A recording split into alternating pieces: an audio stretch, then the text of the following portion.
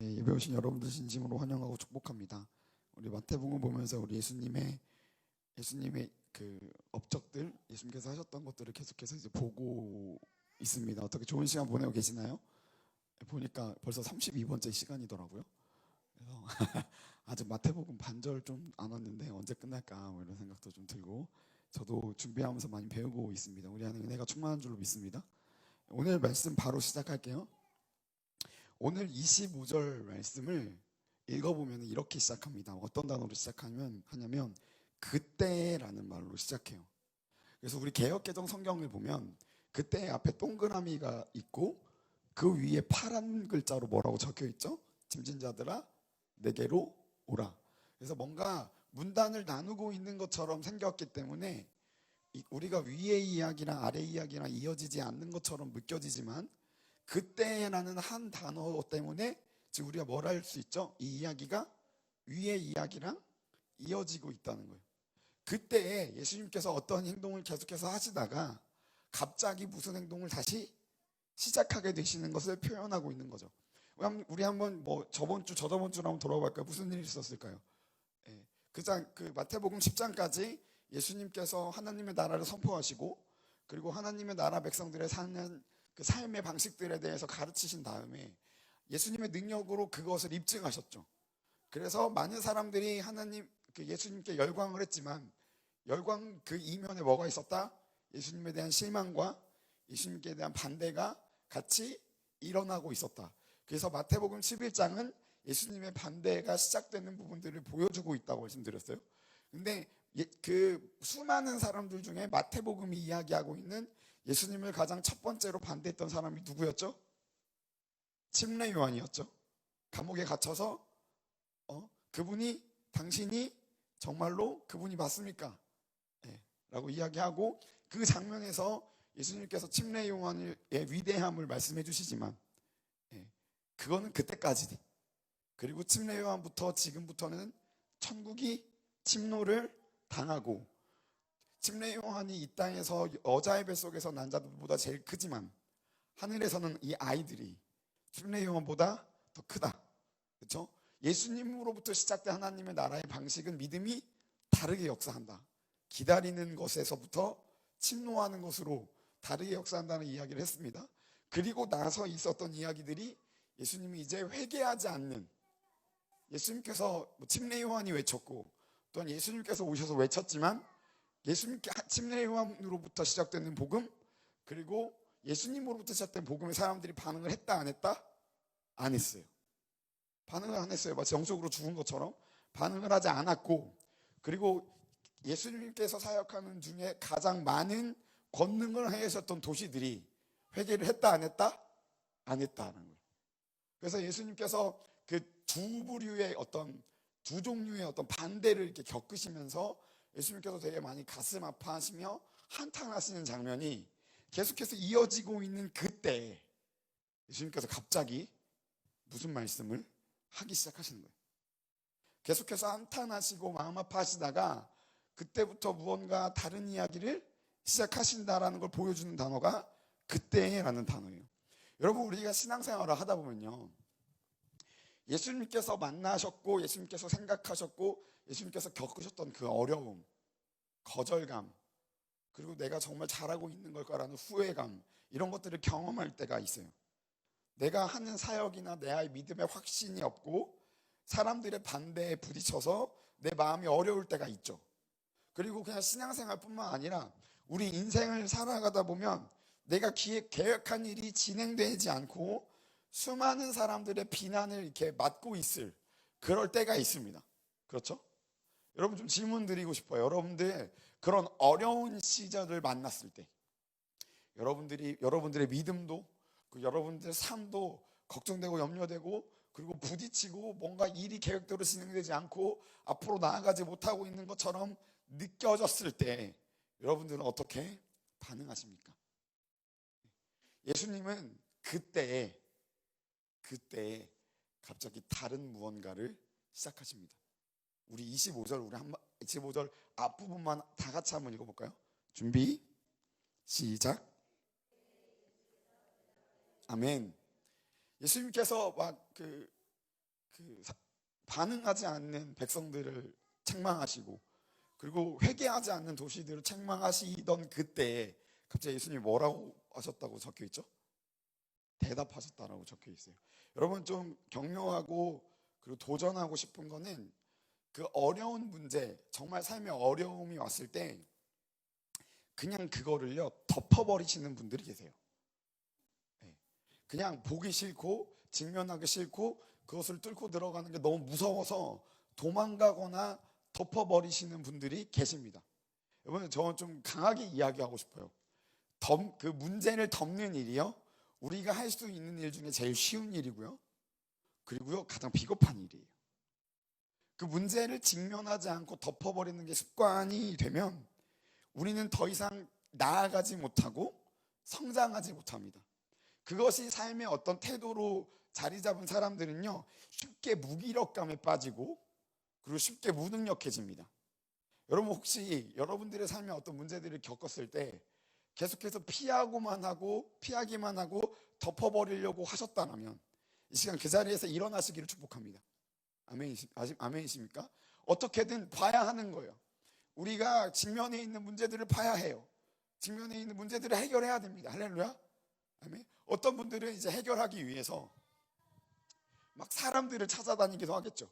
자기 부끄러움을 무릅쓰고 내가 지금 이런 환경 가운데 있는데 이걸 어떻게 하면 해결할 수 있을까요? 도와주십시오라고 사람들을 찾아가기도 할 겁니다. 만약에 신앙인들이라면 그 아픈 마음을 위로받고 하나님 안에서 평정을 되찾고자 교회에 나와서 말씀을 읽거나 예배를 드리거나 기도를 하겠죠. 그리고 뭔가 머리가 좋으신 분들이 있다면 뭔가 딱 목욕제게 하고 칼을 딱 잡고 노트와 펜이 아니면 내가 도움을 얻을 수 있는 책들을 막 쌓아놓고 이것을 어떻게 하면 이겨낼 수 있을까 막 연구하겠죠. 할렐루야. 네. 여러분, 덮어놓는 것보다 내가 할 수 있는 것을 하는 게, 할렐루야, 그것이 우리 가운데 더 유익함을 우리가 알았으면 좋겠습니다. 그런데 예수님께서는 사람들의 도움을 구하지도 않으셨고 그 자리에서 자기 마음을 위로받기 위해 기도하지도 않으셨고 그리고 자기 머리로 이 일을 해결하기 위해서 골머리 싸지도 않으셨습니다.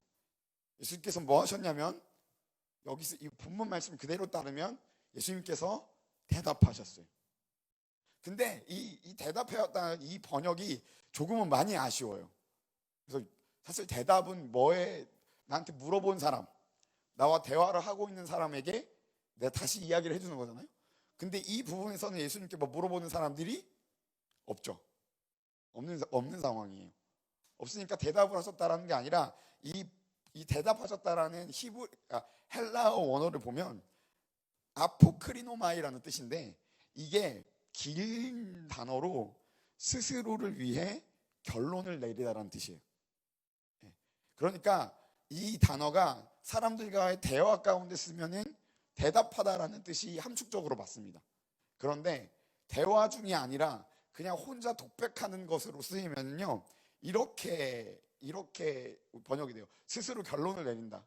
다시 말해서요, 선언하다, 선포하다라는 말이에요. 할렐루야. 그러니까 예수님께서 자기의 사역 가운데 반대를 만났고 그리고 사역 가운데 거절을 당하고 있는 도시들과 사람들을 보면서 책망하시던 그때, 어려움을 만나셨던 그때, 어떻게 보면 본인의 마음의 어려움을 표현하고 있으셨던 그때 갑자기 선언하시는 거예요. 갑자기 선포하시는 겁니다. 예수님께서 뭐라고 선언하셨고 뭐라고 선포하셨는지 우리가 25절과 26절을 다시 한번 읽어봤으면 좋겠습니다. 여러분들 목소리를 읽어볼게요. 준비, 시작.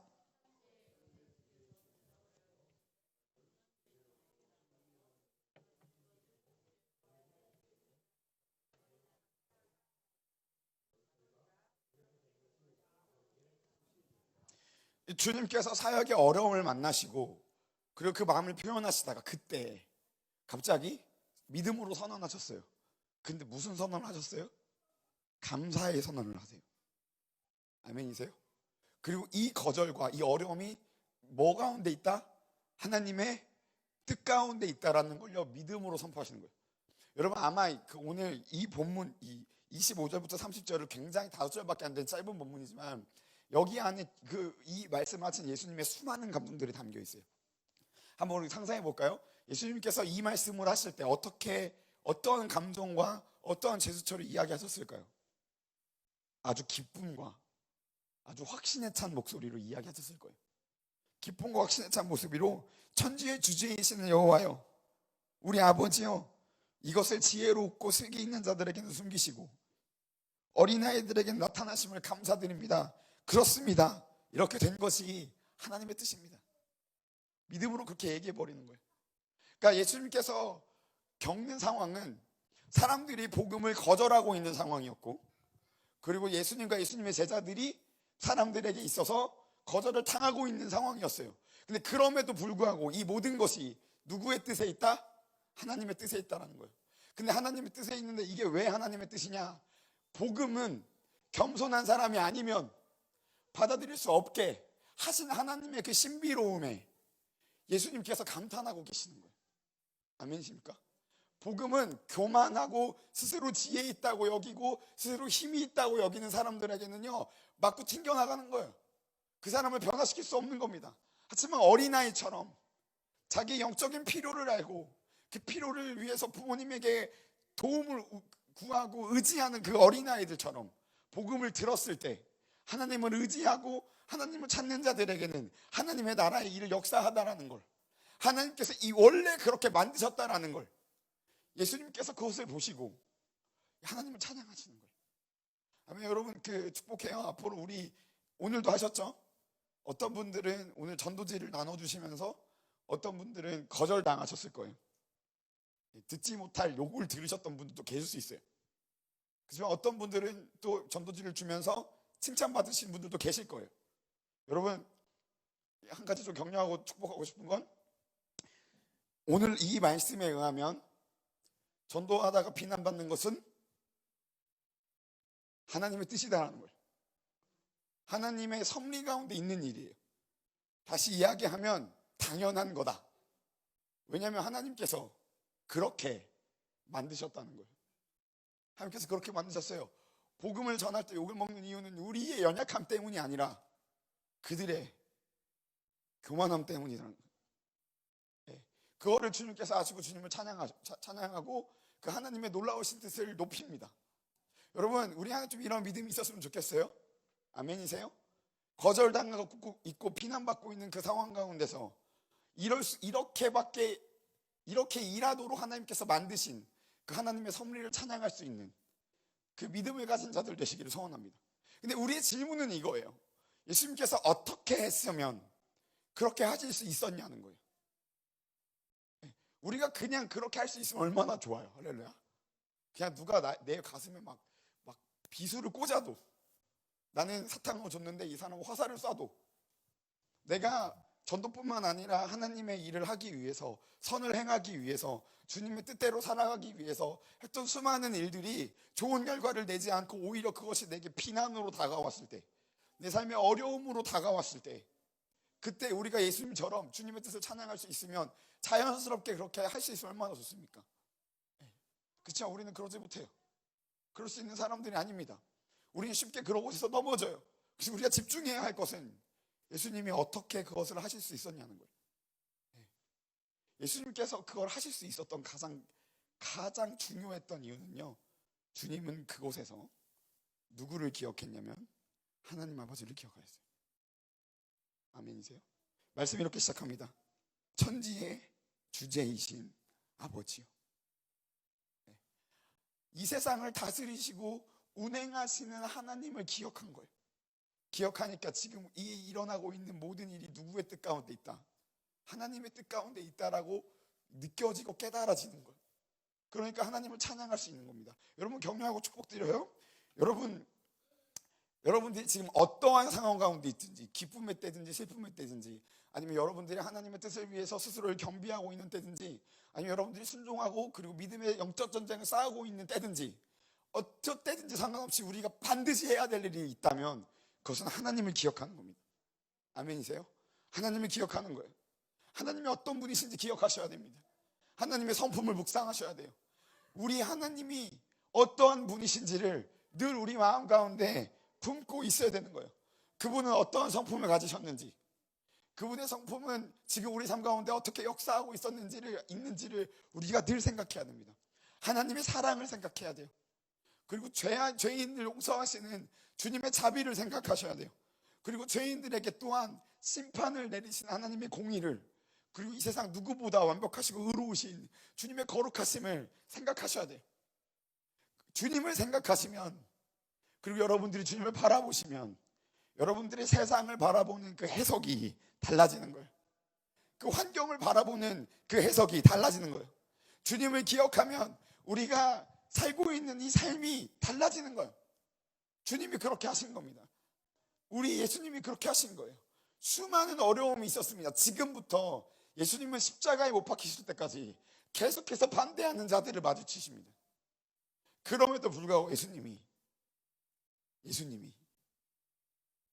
마지막에는 자기 자신이랑 싸우세요. 마태복음에 의하면 겟세마네에서 누구랑 싸워요? 자기 자신이랑 싸우시는 거예요. 하나님의 뜻을 받아들이고 싶지 않아 하는 그 인간된, 완벽히 하나님이시지만 또 완벽히 인간이셨던 그 주님의 인간적인 연약함과 싸우시는 거죠.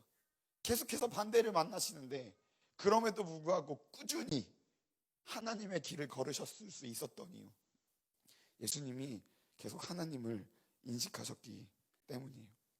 여러분, 저도 나이를 먹다 보니까요, 어려움을 겪을 때가 되게 많아요. 근데 어렸을 때는 그 어려움을, 제가 이 중에 제일 어린데 이런 얘기가 되게 웃기죠. 기억해 봐주시면 좋겠습니다. 네. 어렸을 때는요, 어려움을 가지고 주님께 나가서 기도하잖아요. 또 어렸을 때 또 믿음으로 기도하잖아요. 어릴 때 좋은 것 같아요. 네. 믿음으로 막 기도하면은 하나님 들어주신다 안 들어주신다? 그럼 그게 기쁘다 안 기쁘다? 엄청 기뻐요. 근데 여러분, 질문 드릴게요. 지금 하나님께서 여러분들의 어려움을 가지고 기도를 했어요. 그래서 하나님께 들어주셨어요. 기쁨이 기쁘세요? 아니면 오래 가세요? 뭐 어떻게 되세요? 오래 간다 안 간다? 그때 뿐이다. 너무 크게 웃으시는데 그 기도 응답의 기쁨이 그때뿐이에요. 그리고 아마 연륜이 더 높으신 분들은 기쁘지도 않고 그냥 한숨 팍 쉬고 끝나실 거예요. 한시름 놨다 하고 끝나는 거예요. 왜 그래요? 왜 그런 거예요? 이거 이후에 다른 고통이, 다른 문제가 또 우리 가운데 올 거라는 걸 그냥 경험적으로 아는 거예요. 경험적으로 아는 거예요. 그래서 그때요, 어느 날 제가 되게 어려운 문제로 기도를 하고 있었어요. 기도를 하고 있는데 내가 이 문제로 기도해도 되는 걸까라는 생각이 순간 들었어요. 왜냐하면 그냥 하고 넘어갈 텐데, 맞죠? 그냥 산 하나 넘고 끝날 텐데 내가 이 기도를 해도 될까? 그런 생각이 들었어요. 그리고 이게 기도가 응답되면 난 정말로 기쁠까? 근데 아니더라고요. 아니었어요. 그냥 잠깐은 기쁘겠지만 그게 내 영혼을 기쁘게 하는 기도는 아니었던 거예요. 그렇죠? 그러면 내가 이 순간 뭘 위해서 기도해야 될까? 내가 어떤 기도를 하고 어떤 기도가 응답되면 난 내 영혼이 기쁠 수 있을까? 그걸 고민했을 때는요, 단 하나밖에 없었어요. 그때 하나님을 구하는 거예요. 내 안에 하나님이 계시면, 나와 함께 하신다는 하나님이 느껴지면, 내 안에 그 하나님의 평안과 그 능력이 충만하게 거하면 나는 문제 가운데서도 기쁠 수 있겠구나라는 생각이 딱 들었어요. 그래서 그때 알았습니다. 문제에 대한 기도는 산 넘어 산일 뿐이다. 산 넘어 산일 뿐이지만 그렇기 때문에 인생 중에 구해야 될 게 뭐다? 문제 해결이 아니라 하나님이구나라는 걸 그때 배웠어요. 그때 배웠습니다. 여러분, 그 하나님께서요, 이스라엘 백성들이 출애굽한 이후에 막 성막이나 이런 거 다 알려주시죠. 다 알려주세요. 니네들이 그 땅에 들어가서 어떻게 살아라. 그리고 나를 예배할 때는 이렇게 예배드려라. 그러면서 막 성막하는 사람들, 그리고 제사장들 막 다 세워놓으시고 이제 아론을 부르십니다. 모세와 아론을 부르셔서, 아론아, 내가 너한테 말해주는 그대로 이스라엘을 축복하라라고 얘기하세요. 민수기 6장에 아시죠? 여호와는 너에게 복을 붙여 너를 지키시기를 원하며 그 얼굴을 드사 너희에게 은혜 베푸시기를 원하며 그 얼굴을 너희에게 향하여 드사 평강 주시기를 원하노라. 3번 축복하시는데 계속해서 강조되고 있는 단어가 뭐예요? 더욱더 가까워지고 있는 게 뭐예요? 하나님의 얼굴이에요. 여러분, 그 어느 문화에도 상관없이 얼굴은요 그 사람의 인격을 뜻해요. 그러니까 결국 하나님께서 이스라엘을 구원하시고 축복을 해주시는데 뭘 주시는 거예요? 하나님을, 자기 자신을 이스라엘 백성들에게 주시는 거예요. 여러분, 좀 설교할 때 저 이 말 정말 많이 합니다. 전능하신 하나님이 우리 가운데 주실 수 있는 가장 큰 선물이 있다면 그것은 그분의 능력도 아니고 우리의 필요도 아니고 그분 자신입니다. 아멘이세요? 네. 여러분, 그렇기 때문에 우리가 구해야 될 건 문제 해결도 아니고 그분의 능력도 아니고 바로 누구다? 하나님 자신이에요. 예수님께서 어려움을 만나셨을 때 구하셨던 거, 그래서 그 모든 어려움 가운데도 하나님을 찬양하실 수 있었던 이유, 그분이 하나님을 기억하셨던 거예요. 하나님을 생각하셨던 겁니다. 여러분들 그런 믿음이 있기를, 그런 우리의 안에 하나님이 기억할 수 있는 그 능력과 도우심이 있기를 축복합니다. 우리 옆 사람 축복해 줄까요? 성령께서 도우셔서 당신이 하나님을 기억할 겁니다.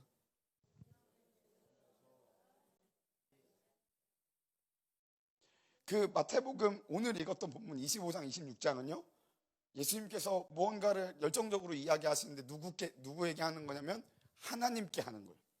그리고 나서 27절부터 마지막 절까지요 예수님의 어조가 2번 바뀌어요. 우리 27절 한번 우리의 말씀을 읽어볼게요. 준비 시작.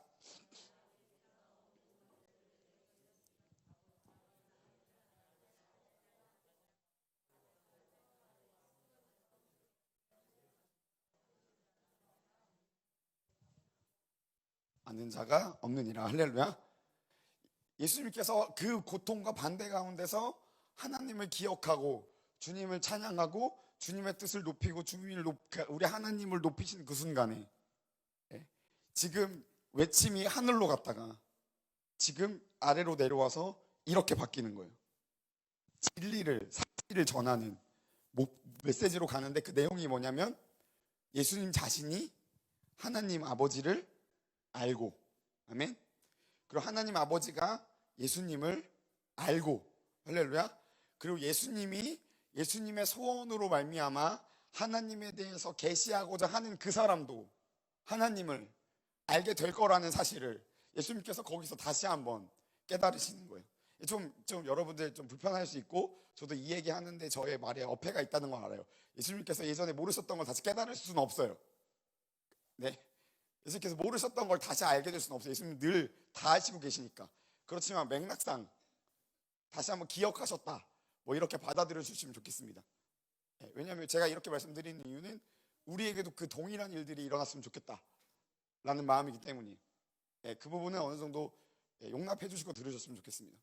네, 그러니까 예수님께서 하나님을 찬양하고 나서 다시 한번 하나님께서 예수님에게 알게 하시고 예수님께서 다시 한번 붙잡았던 거 뭐예요?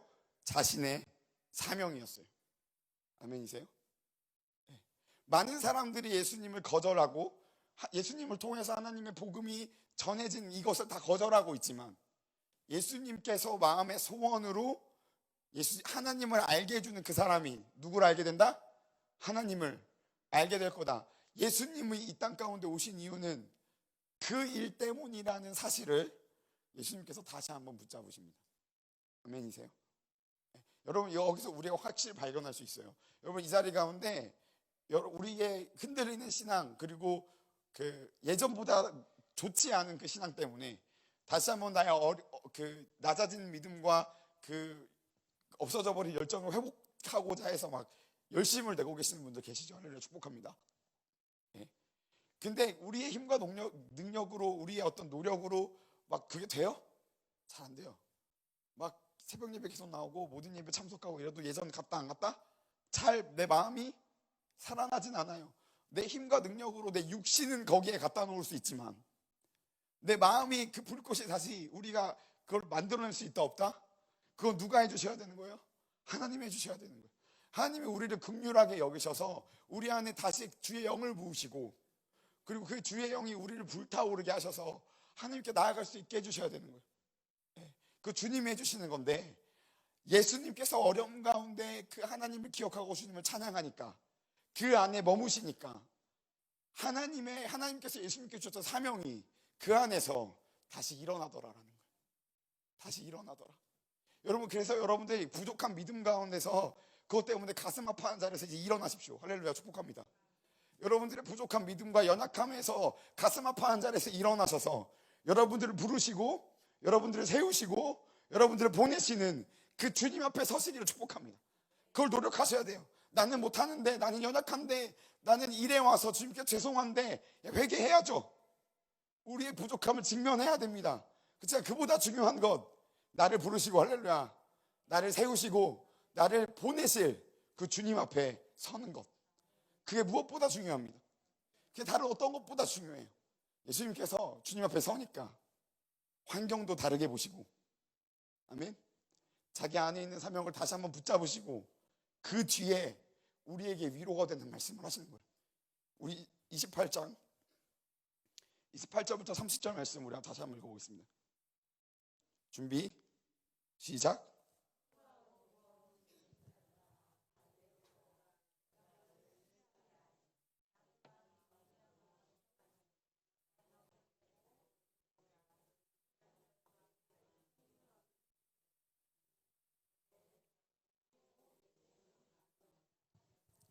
이 말씀을 하기 전에 우리가 그 이전 27절의 말씀을 다시 한번 좀 이렇게 짚고 넘어가야 되는데, 27절 말씀 제가 읽을게요. 아버지께서 모든 것을 내게 주셨으니 아버지 외에는 아들을 아는 자가 없고 아들과 또 아들의 소원대로 계시를 받는 자 외에는 아버지를 아는 자가 없느니라. 여러분, 이 말씀이요, 그 신약 시대를 살고 예수님의 이름을 믿어서 그리고 영접해서 구원받은 우리들에게는 아주 은혜로운 말씀이에요. 주님이 아니면 하나님을 알 수 없지, 예수님을 통하지 않고는 하나님께 갈 수가 없지, 우리에게 아주 당연한 얘기예요. 근데 말씀드렸죠, 마태복음 누구에게 쓰여진 책이다? 유대인들에게 쓰여진 책이에요. 유대인들이 들을 때는요, 이 말이요 진짜 말도 안 되는 얘기예요. 유대인들은요, 뭘 통해서 하나님께 나아갈 수 있었다고 믿었냐면 말씀을 연구하고 말씀을 순종하는 걸로 하나님께 나아갈 수 있을 거라고 믿었어요. 그래서 유대인들은요, 계속해서 말씀을 공부하고 말씀을 외우고 그리고 말씀을 가지고 논쟁하는 것을 아주 당연하게 여겼어요. 왜냐하면 그게 뭐다? 하나님께 나아가는 방법이라고 생각했던 거예요. 그런데 예수님께서 뭐라고요? 그게 아니다. 누구를 통해서 나아갈 수 있다? 나를 통해서, 예수님을 통해서 나아갈 수 있다라고 얘기하는 거예요. 그러니까 유대인들이요, 이 얘기를 듣고요, 이렇게 말도 안 되는 소리를 하고 있으니까 못 받아들이는 거예요. 근데 여러분, 그 유대인들에게 있어서 말씀이 좋게 말해서 말씀인데 부정적으로 얘기하면 뭐죠? 율법이죠. 율법은 사람들을 자유롭게 하나요? 아니면 얽매이게 하나요? 얽매이게 하는 거예요. 계속해서 네가 하나님께 나아가려면 뭘 해야 돼? 뭘 해야 돼? 뭘 더 해야 돼? 근데 이게 그걸 할 수 있게 만듭니까? 아니면 계속해서 실패감만 보게 만듭니까? 계속해서 실패감만 보게 하는 거예요. 그러니까 그게 하나님을 찾으려고 노력하고 하나님께 나아가고자 하는 선한 동기로 그걸 수행하는 사람들에게 그게 짐이다, 은혜다? 짐인 거예요. 짐인 거예요. 그러니까 나로 말미암아 하나님께 나아갈 수 없고 하나님께서 그 권위를 예수님께 주셨다라는 이야기를 예수님께서 하실 때 유대인들이 그걸 듣고, 그리고 이 마태복음으로 예수님을 공부하고 있었던 수많은 사람들이 들어왔을 때 생길 만한 의문들, 그럼 율법은 뭐지? 그렇게 생각하고 있는 사람들에게 예수님께서 이렇게 선포하시는 겁니다. 수고하고 무거운 짐진 자들아, 다 내게로 오라. 이 여기서 말하는 수고하고 무거운 짐이 뭘까요? 바로 율법의 매임입니다. 어떻게든 하나님께 나아가고자 했는데 그 율법에 매여서 더 이상 하나님께 나아가고자 하지 못하고 있었던 사람들 보고 어디로 오라는 거예요? 다 내게로 와라. 내가 너희를 쉽게 하리라. 무슨 이 쉰다라는 건 뭘까요? 하나님과의 관계를 회복시켜 주리라. 내가 하나님께로 너를 데리고 가리라 라는 말씀이죠. 나는 마음이 온유하고 겸손하니 나의 멍에를 메고 내게 배우라. 여러분, 예수님께서 나는 온유하고 겸손하니가 예수님의 어떤 신앙의 어떤 성숙도를 자랑하신 걸까요? 아니요. 이걸 겁니다. 만약에 네가 나한테 나아오면 나는 너를 책망하거나 내가 너를 징벌하거나 그러지 않고 너를 다 받아줄 거다. 그러니까 와서 나와 함께 배우자라고 하시는 거예요. 여러분들, 우리에게는요, 율법, 그런 유대인들이 지킬 만큼의 율법은 없지만 우리가 가지고 살고 있는, 그리고 이것 때문에 하나님께 나아가지 못하는 수많은 짐들이 우리 가운데 있습니다. 어떤 분들은 그게 인생에 대한 염려일 수 있고요, 어떤 분들은 가정의 문제일 수 있고, 어떤 분들은 미래일 수 있고, 그리고 어떤 분들은 자녀의 문제일 수도 있겠죠. 어떤 분들은 자신의 죄악일 수도 있을 것 같습니다. 그렇지만 여러분들이 지금 이 자리에 어떠한 짐을 가지고 앉아있든지 상관없이 주님께 나아가면 주님은 우리를 책망하지 않으시고 우리의 짐을 벗기시고, 아멘, 그분이 지고 있는 그 짐을 함께 지자고 하실 겁니다. 그리고 그분은 결국에 우리를 하나님께로 인도하실 겁니다. 예수님께서 우리에게 그것을 해주시는 분이기 때문입니다. 우리 30절 말씀 우리 믿음으로 다 같이 한번 읽어볼까요? 시작. 이는 내 멍에는 쉽고 내 짐은 가벼움이라. 여러분, 이 시간 여러분 하나님을 기억합시다. 그리고 우리의 짐을 대신 지시고 가시는, 그리고 우리의 짐보다 앞서 가시는 우리 주님을 기억하고 우리 주님께 나아가는 시간 되었으면 좋겠습니다. 그래서 우리의 모든 짐을 주님께 내려놓고 우리를 자유케 하시고 이 세상을 다르게 보게 하시는 우리 하나님의 은혜를 누리는 우리가 되었으면 좋겠습니다. 우리 좀 찬양하면서 기도할까요?